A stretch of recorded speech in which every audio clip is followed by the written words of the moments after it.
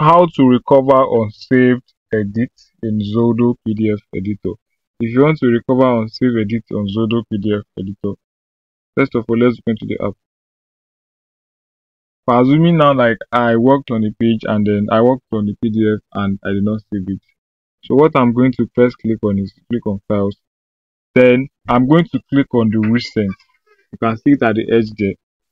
If it is not there on the recent, then you must make sure you are going to turn on your auto save, auto backup in settings. Let's click on recent. Is it there? Yes. Group C PDF. You can see it. I did not save this PDF because I was writing on it a few hours ago. It's there. But because if it is not there, you make sure you go and on your auto backup in your settings.